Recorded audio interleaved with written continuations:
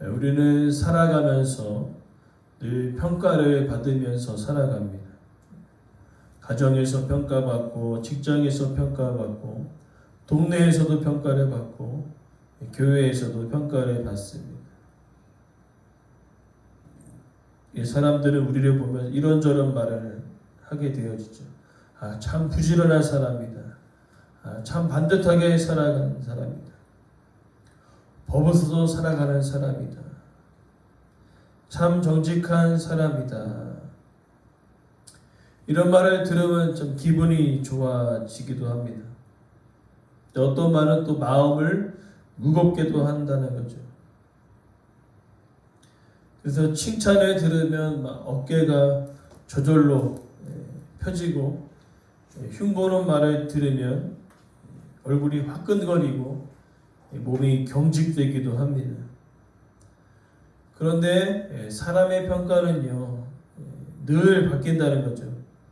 어제 칭찬했는데 오늘은 비판하고, 잘 될 때 가까이 하다가 형편이 어려지면 멀어질 수도 있습니다. 왜 그러냐? 사람은 상황과 환경에 따라 바뀌고요, 기분에 따라 바뀌고, 이해관계에 따라 바뀐다는 거죠. 그러나 하나님의 평가는요, 다릅니다. 순간의 모습만 보는 게 아니라 우리의 전 구간을 다 보신다는 거죠. 사람은 외모를 보지만 하나님은 중심을 보신다는 겁니다. 그리고 사람은요, 결과를 보지만 하나님은 그 사람이 어떤 마음으로 살아가는지를 보고 계시다는 거죠. 그러기에 오늘 우리는요, 이 땅을 살아가면서 아주 중요한 질문을 해야 한다는 거죠. 사람이 보기에 괜찮은 삶을 살아갈 것인가? 하나님 보시기에 지혜로운 삶을 살아갈 것인가? 오늘 본문 8절에서 12절까지는요, 이러한 내용들을 다루고 있는 것입니다. 무엇이 하나님 보시기에 지혜로운 삶인지, 그 삶이 어떤 삶인지를 오늘 본문을 통해 말해주고 있는데, 소망하는 것은 우리의 삶이 사람이 보기에 괜찮은 삶이 아니라 하나님 보시기에 지혜로운 삶을 살아가기를 원합니다.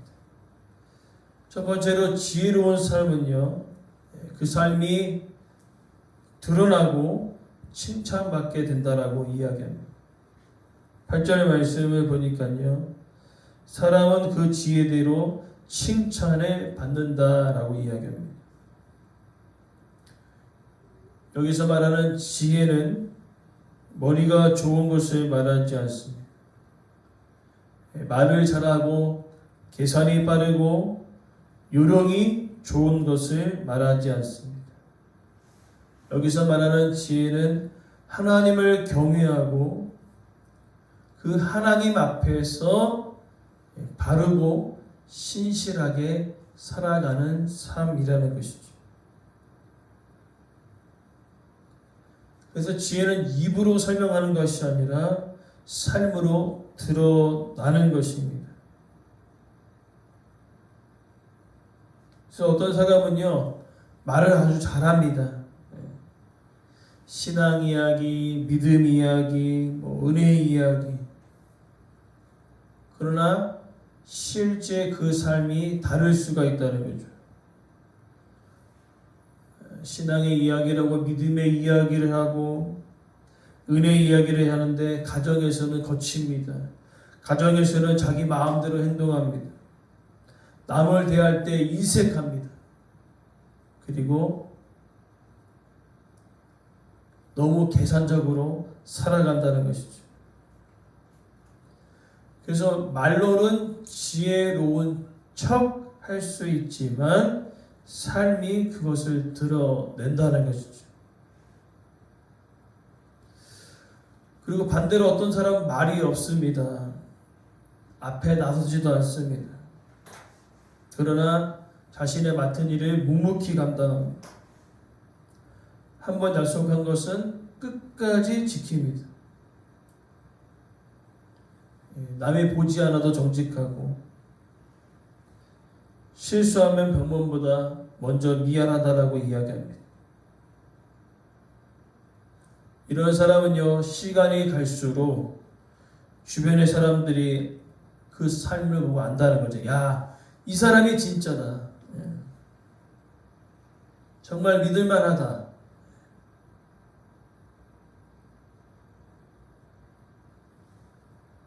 무엇입니까? 그러니까 입의 말보다 행동이 그 삶을 드러낼 뿐만 아니라 이 행동을 통하여 사람이 우리를 어떻게 보느냐가 달라진다는 것이죠.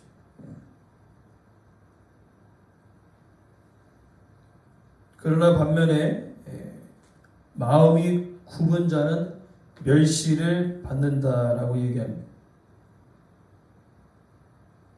이 마음이 굽다라는 그 의미는요, 겉은 멀쩡한데 생각이 비뚤어져 있고 동기가 비뚤어지고 중심이 곧지 않다는 것입니다.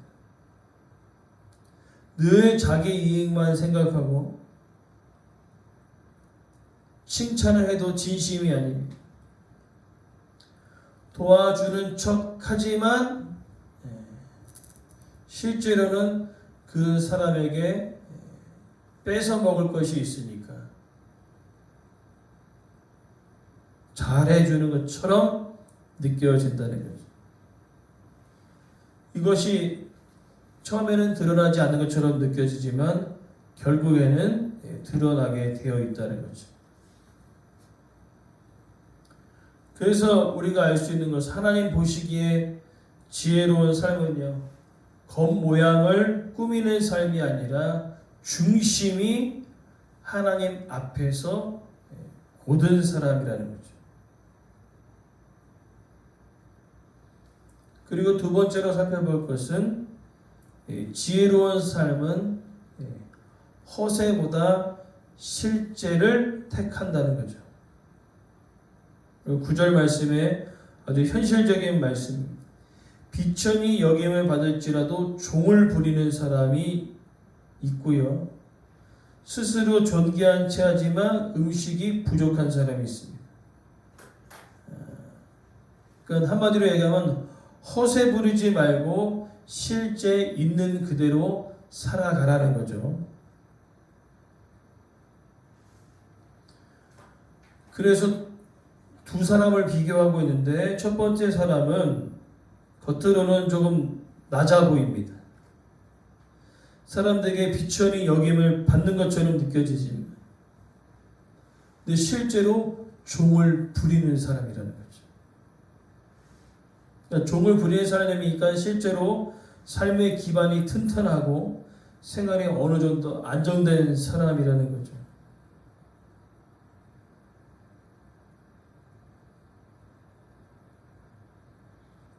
실제로 보니까요, 졸부와 갑부는 차이가 난다는 겁니다. 진짜 갑부들은요, 아낄 줄 안다는 거죠. 졸부들은요, 순간에 돈을 얻었기 때문에 막 씁니다. 허세가 대단합니다. 그것이 바로 두 번째 사람인데 스스로 존귀한 차 한다는 거죠. 자기를 대단한 사람으로 포장합니다. 근데 정작 음식이 부족하다는 거죠. 그러니까 무엇이냐면 겉은 그럴싸한데 실제로는 삶이 빈약한다는 거죠. 그럼 성경이 말하는 사람은 누구일까요? 바로 앞에 있는 사람이죠. 비천해 보이지만 종을 부릴 줄 아는 사람. 왜 그것이 낫다고 얘기합니까? 하나님은요, 포장하는 것을 좋아하지 않는 것입니다.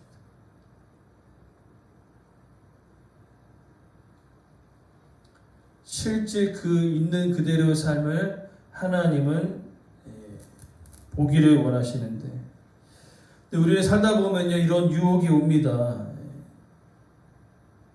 남들에게 초라해 보이기 싫어서 없는 형편에 있는 척합니다. 힘든데 괜찮은 척합니다. 삶이 무너지겠는데 체면 때문에 괜찮다고 얘기하죠. 그러나 하나님은요, 진실하게 있는 그들의 모습을 보기 원하시는 거예요. 아, 하나님, 진짜 삶이 어렵습니다.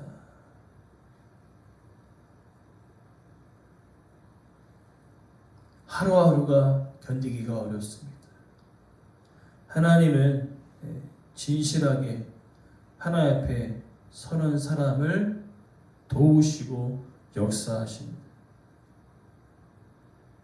그래서 억지로 높아 보이려 하지 않아도 됩니다.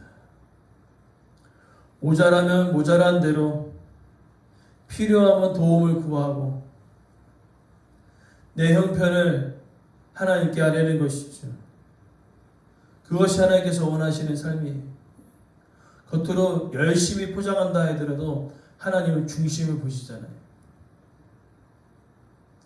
그래서 지혜 있는 삶은요, 허세 없는 삶이라는 거죠. 보여주기 위한 삶이 아니라 실제로 하나님 앞에 있는 그들의 모습을 보여주는 것입니다. 이게 지혜로운 삶이라고 얘기하고 있어요.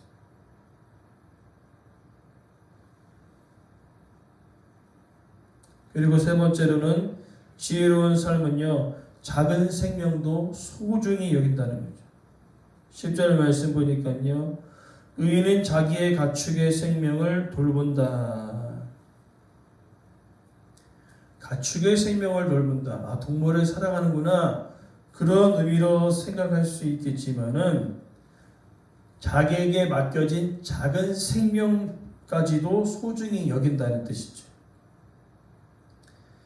예전에는 가축이 단순히 재산이 아니라 삶의 중요한 일부였습니다. 소, 양, 나귀, 염소 같은 짐승들은요, 가족의 생계와 직접적으로 연결되어 있다는 것이죠. 양을 통하여, 양털을 통하여 옷을 만들기도 하고, 소, 나귀, 소는 밭을 일굴 때 쓰고, 나귀는 음식이 아니죠. 물건을 운반할 때 사용하고, 염소는 약으로 쓰이고. 그러니까 모든 것이 삶의 기반과 연결되어 있는 거죠. 오늘 본문에 단순히 가축의 생명을 돌본다는 그 의미가, 가축을, 동물을 살아가는구나, 그렇게 얘기할 수 있지만은 하나님께서 나에게 맡겨주신 작은 생명조차도 함부로 여기지 않는 태도라는 거죠. 그래서 성경은요, 의로운 사람은 자기의 가축도 생명의 존귀함을 알아서 그 하나님께서 말씀하신 대로 그들을 잘 보호하고 잘 어떻게 해요? 살피고 함부로 다루지 않는다는 것입니다.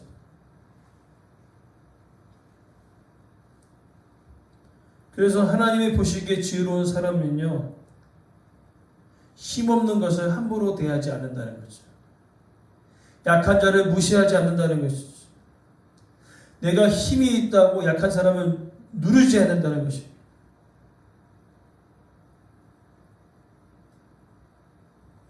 이러한 모습들은요, 가정에서나 교회 안에서나 다 동일하다는 겁니다. 약한 자를 돌볼 줄 아는 사람. 그러나 반대로 악인의 긍휼은 잔인하니라. 악인의 긍휼은 잔인하다. 말이 좀 안 맞죠. 악인인데 긍휼함이 있대요. 근데 그 긍휼함이 잔인하다고 얘기합니다. 이것은 무엇이냐면은 겉으로 긍휼이 있는 척, 도와주는 척, 불쌍히 여기는 척 하지만 결국에는 뭐냐면요, 자기 기분에 따라 한다는 거죠. 기분이 좋으면 잘해줬다, 기분이 나쁘면 함부로 돼요. 그 다음에 제일 중요한 것이 있습니다. 약한 자를 돌보는데 그 약한 자에게서 뽑아먹을 것이 있으면 도와주고 그것이 없으면 무시해버린다는 거죠. 그래서 악한 자의 긍휼이 잔인하다는 거죠. 그건 진짜 긍휼이 아니라는 것입니다. 그리고 네 번째로 지혜로운 삶은요, 성실하게 자기의 일을 감당합니다. 11절 말씀, 자기의 토지를 경작하는 자는 먹을 것이 많다. 토지를 경작하는 자가 먹을 것이 많다는 그 의미는 단순한 농사의 이야기를 하는 것이 아니라 나에게 맡겨진 이 자리에서 성실히 그 일들을 감당하는 사람을 이야기하는 거죠. 그러니까 농사로 비유한 것입니다. 농사는 기다림이 필요합니다. 씨를 뿌리고 바로 열매를 거두지 않는다는 것이지요. 잡초도 뽑아줘야 되고 물도 줘야 되고 날씨도 견뎌내야 합니다. 그리고 하루 이틀 거두는 것이 아니라 그 시간이 있지 않습니까? 저도 작년에 이제 이 블루베리 농사가 별로 현찮아가지고 교회 주변 땅을 다 파먹었어요. 다 팠더니 저기가 황토더라고요, 황토. 그래서 그때 김 집사 얘기한 대로 거기 소나무 솔잎을 땅 속에 묻어가지고 황토 흙이랑 섞어가지고 묻어줬거든요. 오늘 아침 보니까요, 다 살아났어요.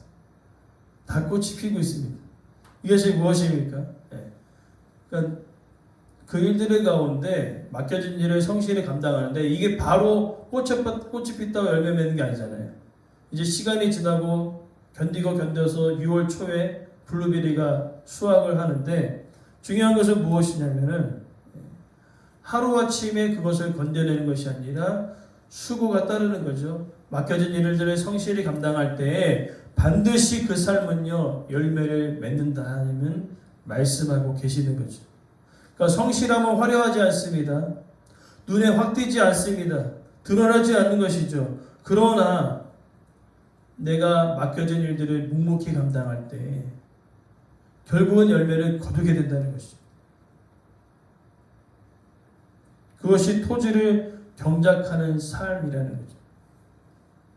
그러나 반대로 방탕한 것을 따르는 자는 지혜가 없다라고 표현합니다. 여기 방탕한 것은 단순히 술 마시고 노는 것이 아니라 자기 자리를 지키지 못하는 것입니다. 성실하지 못한 삶이라는 거죠. 땀 흘리기보다는 쉽게 뭔가를 얻으려고 하는 삶이라는 거죠.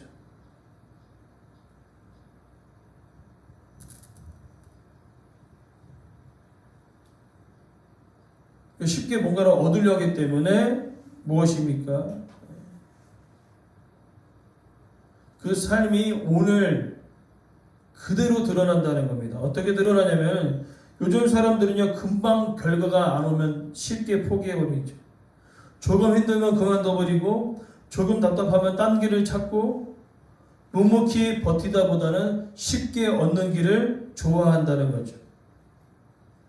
그래서 청년들의 취업난 이런 것들을 뉴스에서 보곤 합니다. 그러나 진짜 취업난인가 저는 생각해봐요. 왜냐하면 제가 공장에서도 일을 해봤지만 사람이 없어요. 일용직을 해봤지만 사람이 없어요. 최근에 보니까 기술자 한 명에다 나머지 인부들은 다 외국인들이더라고요. 그러면서 한국 뉴스는 취업난 때문에 힘들다고 얘기합니다. 한국 청년들한테 돈도 주기도 하지요. 근데 저는 과연 그것이 옳은 정책인가 생각해봐요. 과연 취업난인가? 그냥 다 이것만 하려고 하지 않습니까? 넥타이만 매려고 하지 않습니까? 공무원 되려고 쉽게 공부 열심히 해서 돈을 얻으려고 대기업만 가려고 하지 않습니까? 중소기업은 사람이 없잖아요. 공장은 사람이 없지 않습니까? 현장에는 사람이 없어. 다 외국인 노동자들이 쓰고 있습니다. 이게 어디로 나타나냐면 오늘 이 삶으로 나타나는 거예요.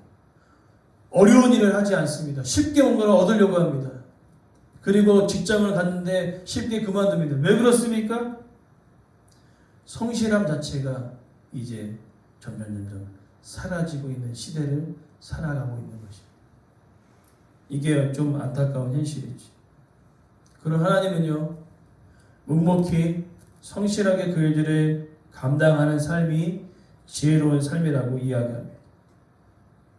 그리고 마지막으로 5번째로, 지혜로운 삶은 불이한 이익보다 바른 뿌리를 택한다는 거죠. 오늘 12절, 악인의 불의의 이익을 탐하나 의인은 그 삐로 말미암아 결실한다. 무엇입니까? 악인은 불의의 이익을 탐한다. 악인은 결과를만 봅니다. 무엇이냐면 이것을 어떻게 얻었는지 중요하게 생각하지 않습니다. 남을 속여서 등쳐 먹어도, 편법을 써서 어떤 것을 얻어도, 양심을 속여서 얻는 것, 빨리 손에 넣기만 하면은 이익만 챙기면 괜찮다고 생각하는 것이 바로 악인이라는 거죠. 그러나 의인은 다릅니다. 뿌리로 말미암아 결실한다라고 생각합니다. 여기 뿌리는요, 하나님 앞에서 바르게 서 있는 삶이 기초가 되는 거죠. 그래서 실제로 정직합니다, 성실합니다, 인내합니다, 깨끗한 양심을 가지고 있어요. 이것이 뿌리가 되어진다는 거죠. 그러니까 나무로 보면 열매가 보이는데요, 실제로 나무가 열매를 맺는 근본적인 이유가 무엇입니까? 바로 뿌리입니다. 뿌리가 건강하면 시간이 걸려도요, 결국 열매를 맺는다는 것이죠. 그러나 뿌리가 썩어보면요, 다 썩어버립니다. 멀리 갈 것도 없습니다. 저희 지금 교회 앞에 있는 밤나무 2그루 썩었거든요. 그래서 완전히 톱으로 잘라보니까 속까지 썩어버리더라고요. 그거는 나무가 문제가 아니라 뿌리가 썩었기 때문에 그렇다는 거죠. 오늘 우리가 오늘 지혜로운 삶은 무엇이냐면요, 그 삶의 뿌리를 어디에 두고 있느냐가 중요하다는 거죠. 그 삶의 뿌리를 하나님께로 둘 것인가, 세상 가운데 둘 것인가. 즉 하나님께서 원하시는 지혜로운 삶은요, 뭔가 빨리 불의의 이익을 얻어 성공하는 삶이 아니라 비록 느리더라도 바르게 하나님의 말씀에 뿌리를 둔 사람이 지혜로운 삶이다라고 이야기하고 있습니다. 이제 말씀을 우리가 마무리하면서 지혜로운 삶이 어떤 삶인지를 우리는 보게 되었습니다.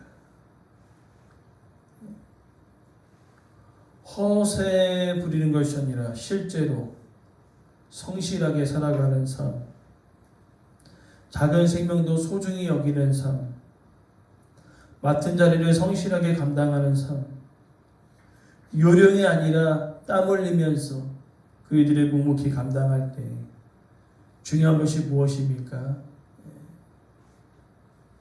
뿌리가 건강하면 반드시 열매를 맺게 되어 있다는 것이지.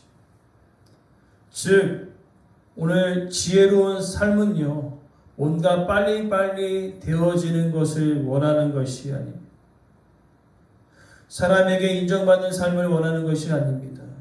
즉 하나님 앞에 바르게 사는 삶이고요, 하나님께 인정받는 그 삶이 진정한 지혜로운 삶이라고 이야기하고 있는 것입니다. 그리고 실제로 그 삶이 사람들에게 진짜 인정받는 삶을 살아가게 된다는 것이죠. 야, 이 사람 진국이다. 이 사람 정말로 예수 믿는 사람이다. 이것이 시간이 지나면 반드시 드러나게 되어 있다는 것입니다. 소망하는 것은 비록 느리더라도 바른 삶, 비록 느리더라도 하나님의 말씀에 뿌리 내리는 그런 삶이 지혜로운 삶이고요. 하나님의 돌보심과 인도하심을 누릴 수 있는 진정한 삶이 되어질 줄 믿습니다.